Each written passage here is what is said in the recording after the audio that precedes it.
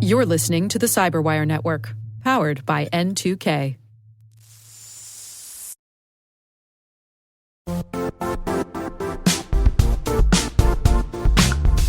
The IT world used to be simpler. You only had to secure and manage environments that you controlled. Then came new technologies and new ways to work. Now, employees, apps, and networks are everywhere. This means poor visibility, security gaps, and added risk. That's why Cloudflare created the first-ever connectivity cloud. Visit cloudflare.com to protect your business everywhere you do business.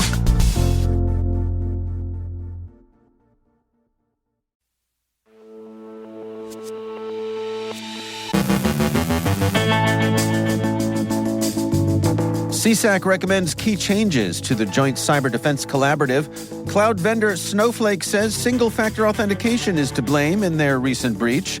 Publishers sue Google over pirated ebooks. The FBI shares LockBit decryption keys. V3B is a phishing-as-a-service campaign targeting banking customers. Commando Cat targets Docker services to deploy crypto miners. Our guest is Danny Allan, Snyk's Chief Technology Officer, discussing how in the rush to implement generative AI, some companies are bypassing best practices and security policies. And Club Penguin fans stumble upon a cache of secrets in the House of Mouse.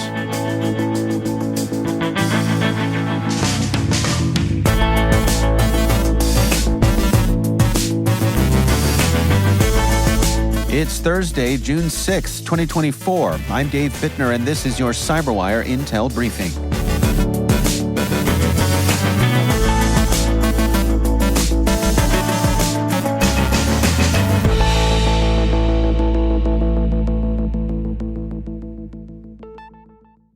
Thank you for joining us here today. It is great to have you with us. Yesterday, the Cybersecurity and Infrastructure Security Agency convened its second quarter 2024 Cybersecurity Advisory Committee meeting, CSAC, and recommended key changes to the Joint Cyber Defense Collaborative to address member complaints about mismanagement and inefficiency. The JCDC, launched by CISA in 2021, allows private companies to share threat information with the government. The CSAC's recommendations include refining the JCDC's goals, membership criteria, and operations. In February, some JCDC members criticized the initiative for slow responses and insufficient technical expertise. The JCDC includes over 300 organizations, such as Google, Microsoft, and Amazon. The CSAC met at West Point, New York, and unanimously approved 3 recommendations.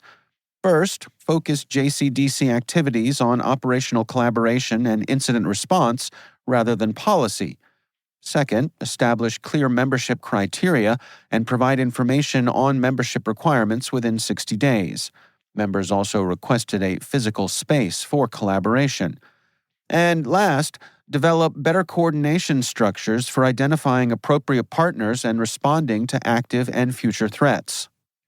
CISA Director Jen Easterly acknowledged the challenges of the JCDC, emphasizing the need for companies to collaborate and share information despite being competitors.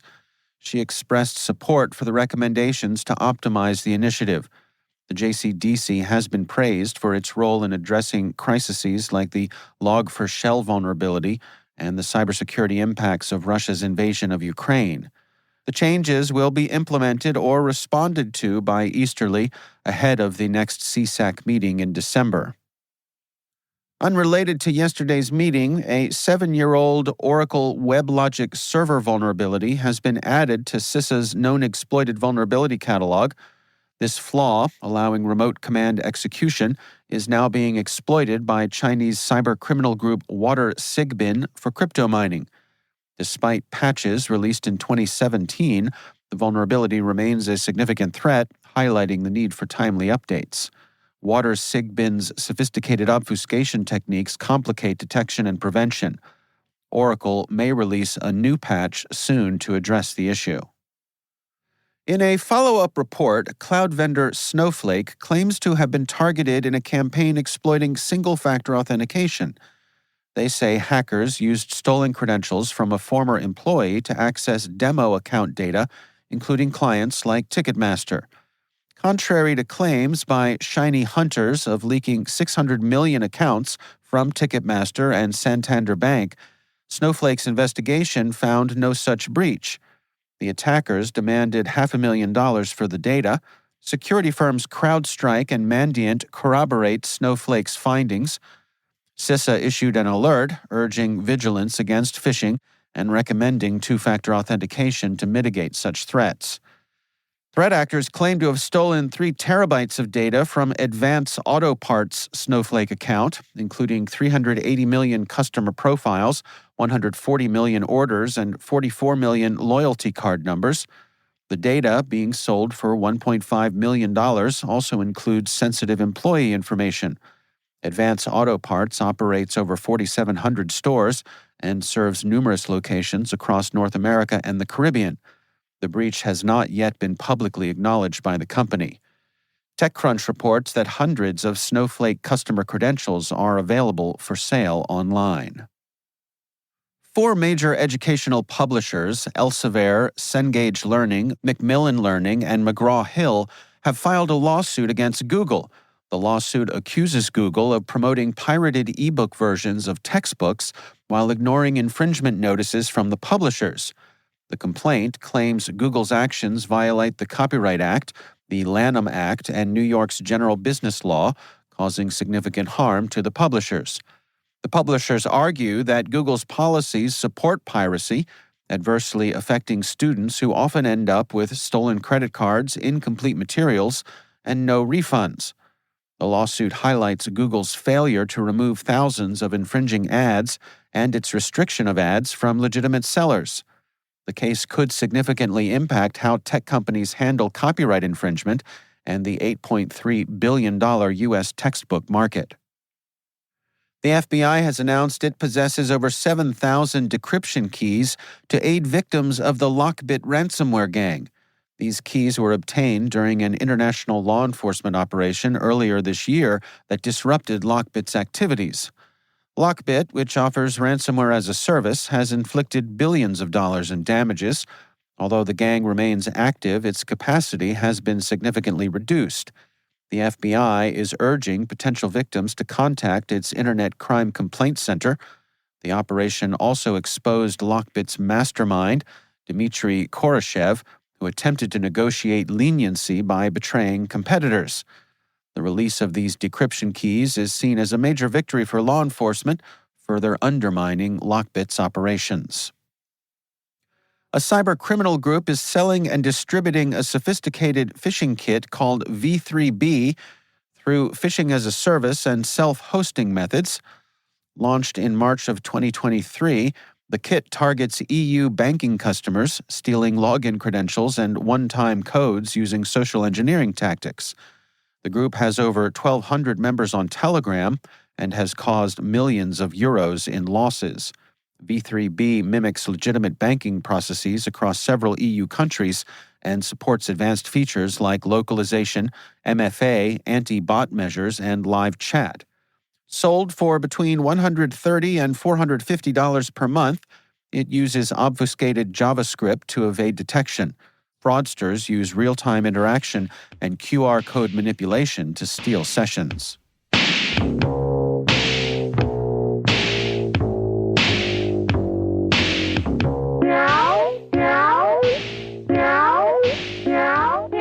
Researchers at Trend Micro describe Commando Cat, a campaign that exploits exposed Docker remote API servers to deploy cryptocurrency miners. Active since early this year, attackers use the cmd.cat chatter Docker image to gain access to the host system. They create containers that bind the host's root directory, allowing unrestricted access. The attackers download and execute a malicious binary, often employing sophisticated techniques to evade detection. This campaign underscores the importance of securing Docker configurations, using trusted images, and performing regular security audits to prevent such attacks.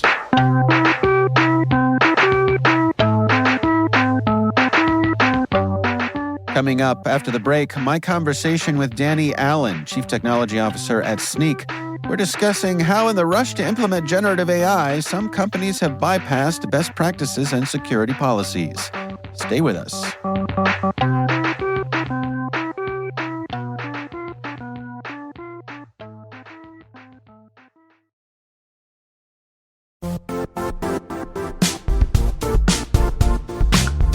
And now, a word from our sponsor, Zscaler, the leader in cloud security. Cyber attackers are using AI in creative ways to compromise users and breach organizations. In a security landscape where you must fight AI with AI, the best AI protection comes from having the best data. Zscaler has extended its zero-trust architecture with powerful AI engines that are trained and tuned by 500 trillion daily signals. Learn more about Zscaler Zero Trust Plus AI to prevent ransomware and AI attacks.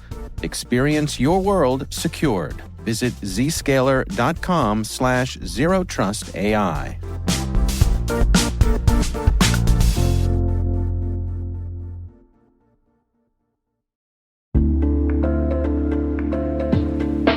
Are lengthy security reviews pulling attention away from your security program?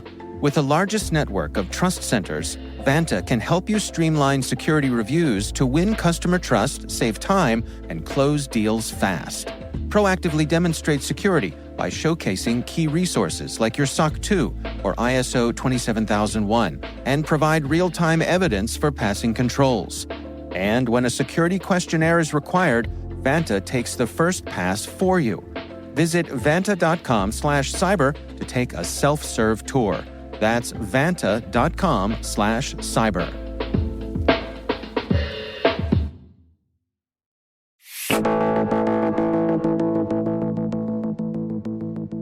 Danny Allan is Chief Technology Officer at Snyk, and I caught up with him to discuss how in the rush to implement generative AI, some companies have bypassed best practices and security policies. Well, one of the things that we're seeing, Dave, is a huge adoption of AI within the software engineering and software development community. I would say it's near the peak of inflated expectations. And actually, in the study that we did of over 500 professionals, what we found is that 96% of them were using AI at least some of the time, and over half of them were using it most of the time within their software engineering practices. And so understanding AI, understanding its risk becomes very important. It's really an interesting observation there. I mean, AI strikes me as something that when you mention it, you'll get a lot of eye rolls, but then because of the hype, but then at the same time, lots of people are using it in their day-to-day. Yes, and I might be one of those people who sometimes rolls their eyes at it, but people are using it in their day-to-day. Like I said, 96% of organizations said they were using it in their day-to-day, and I use it myself. And why is that? Because it makes me more productive. If you look at things like code generation with Copilot or Code Whisperer or Code Assist, these products make the developer more productive, and everyone wants to be more productive. Well, let's dig into some of the things in the report here. I mean, what are the things that you think deserve folks' attention here? Well, I think one of the interesting data points was that 55% of the organizations actually now considered AI code completion to be part of their software supply chain. And we all know that securing the software supply chain becomes very important. And so understanding how AI is used and securing it becomes critically important, not just for software engineering, but for the CISO and for the board of directors and those people that are responsible for governance and risk. Well, what are your recommendations here? I mean, it strikes me that one of the challenges with AI is that it is demonstrably useful, but at the same time, it can be a bit of a black box. It is a bit of a black box, Dave. That's true, because you don't know what that code has been trained on. And in fact, one of the data points, one of the things that we asked those 500 individuals were, have you ever seen it introduce insecure code? And 92% of them said yes, it happened at least once. And it was 56% said that it happened frequently. And that jives actually with a study that was done just recently by Cornell University. It was published last month in April of 2024. That said that 36% of the code that was being created introduced vulnerabilities. It's probably not surprising because it's trained on public domain code. And of course, public domain code typically has vulnerabilities within it. So what do you recommend then as an approach here? I mean, for folks to both make use of the time savings, but also do it in a secure way? One of the things that I'm a very big proponent of is don't fight the next generation of innovation. So things like code documentation or code generation are very valuable. It helps in the productivity of developers, and you don't want to stop that. But you can introduce it or allow it with guardrails. And so one of the things that we found to be very effective is organizations that do enable this code generation capability, but they do it in tandem with security assessment capabilities. And that's security assessment both on the open source components that the code generators are including, but also the code itself. There's those two types of assessment, both the open source components as well as the custom code that is introduced. Were there any results from the surveying that you did that were unexpected or anything that surprised you? Well, I always look for the dissonance, Dave, between different groups of people. And one of the questions in our AI readiness report was, do you consider these to be risky? And it was interesting to me that the executives of the organizations were 5 times more likely to say that AI code generation and AI usage in development was not risky at all. 5 times more. Now, that was 24%, I think, versus 5% of developers. But that type of dissonance is what we're trying to eliminate. You want the people who are creating code to be on the same page and same understanding as the executives. And how do you suppose people can go about bridging that gap? Well, I'm a big believer in giving visibility and understanding. Most of the CISOs, Chief Information Security Officers that I speak with today, they start with, what do I have? And, is it being tested? And then they provide the visibility to that. But that's never enough, because what you typically find with these organizations is they'll have thousands, if not tens of thousands, hundreds of thousands sometimes, of issues. And so you need to go from there to, okay, help me prioritize it. And then actually use AI, not only for the discovery of these vulnerabilities, but the prioritization. And lastly, the management, building these into workflows so that it doesn't happen in the future, that these vulnerabilities are not introduced.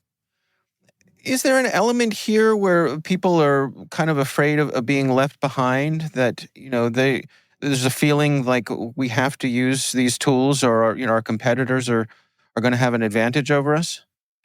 There is no question in my mind, without a doubt, that AI provides immense benefit from a speed of creation more than anything else. I was just at RSA conference, and I was speaking with a customer who said they had a 45% measurable improvement in velocity because they adopted AI generation. And so, what is your differentiator as an organization? It's to move fast. And so my belief is you use AI, of course, to move fast, to develop quickly, but you also want to use that same AI to ensure that you're doing it securely. And you can do that in a very seamless, autonomous fashion if you build it into your workflows, but it takes time and thoughtfulness and intentionality for the organization to do that. Well, based on the information that you all have gathered here, what are your take-homes here? What do you hope people take away from the report? Well, I guess my number one would be, don't be afraid of artificial intelligence when it comes to software engineering. And that might be for code generation, which we've been talking about. It's also for documentation. It's also for testing. We shouldn't be afraid of this. We should embrace it. However, we need to make sure that we have the policy and the guardrails in place to ensure that you can leverage this type of artificial intelligence, but do it in a very secure fashion. That's Danny Allan, Chief Technology Officer at Snyk. You can learn more in the Snyk Organizational AI Readiness Report. We'll have a link in the show notes.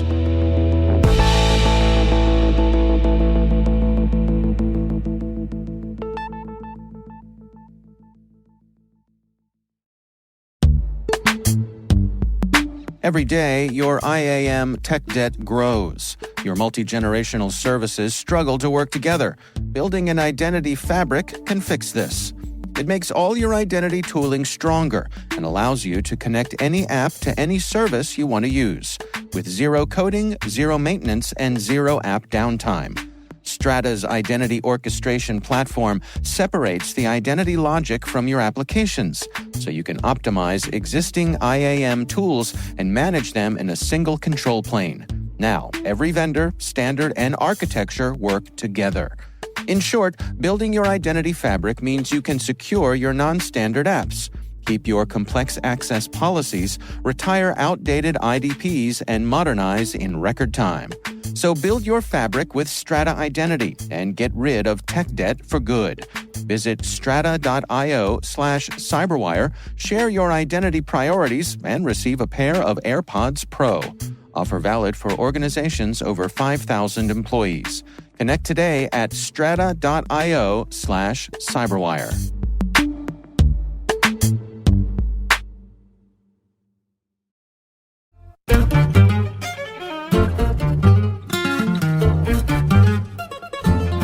And finally, if your kids are of a certain age, there's a good chance they were obsessed with Club Penguin. Well, some nostalgic fans of the MMO took their love to a whole new level by hacking Disney's Confluence server. They aimed to snag some Club Penguin secrets, but ended up with 2.5 gigabytes of Disney's internal data. These digital mischief makers initially found 137 PDFs about the game, including old emails, design docs, and character sheets. But they also accessed corporate strategies, advertising plans, and developer tools like Helios and Communicore. Disney's infrastructure and internal projects were exposed due to previously leaked credentials. While the Club Penguin files were ancient, the rest of the haul was fresh, dated as recent as this month. Despite repeated inquiries from Bleeping Computer and others, Disney has yet to comment on the breach. Who knew the path to Disney secrets was paved with nostalgia for virtual snowball fights?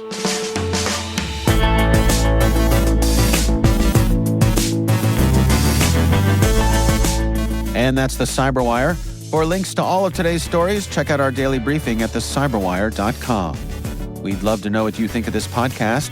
You can email us at cyberwire@n2k.com. Your feedback helps us ensure we're delivering the information and insights that help keep you a step ahead in the rapidly changing world of cybersecurity. We're privileged that N2K and podcasts like the CyberWire are part of the daily intelligence routine of many of the most influential leaders and operators in the public and private sector, as well as the critical security teams supporting the Fortune 500 and many of the world's preeminent intelligence and law enforcement agencies. N2K Strategic Workforce Intelligence optimizes the value of your biggest investment, your people. We make you smarter about your team while making your team smarter. Learn more at n2k.com. This episode was produced by Liz Stokes. Our mixer is Trey Hester with original music and sound design by Elliot Peltzman. Our executive producers are Jennifer Iben and Brandon Karpf. Our executive editor is Peter Kilpie. Our president is Simone Petrella, and I'm Dave Bittner. Thanks for listening. We'll see you back here tomorrow.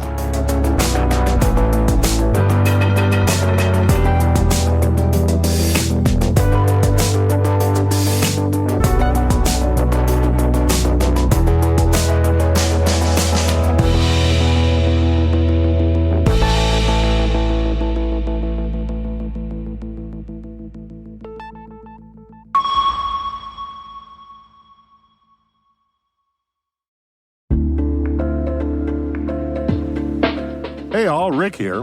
At N2K CyberWire, we're dedicated to continuously improving the quality of the news and commentary on our network. That's why we're inviting you to participate in our 2024 audience survey. It only takes a few minutes, and your feedback is invaluable. Plus, you'll have the chance to win a $100 Amazon gift card as a thank you for your time. Head on over to cyberwire.com/survey. That's cyberwire.com/survey to share your feedback now.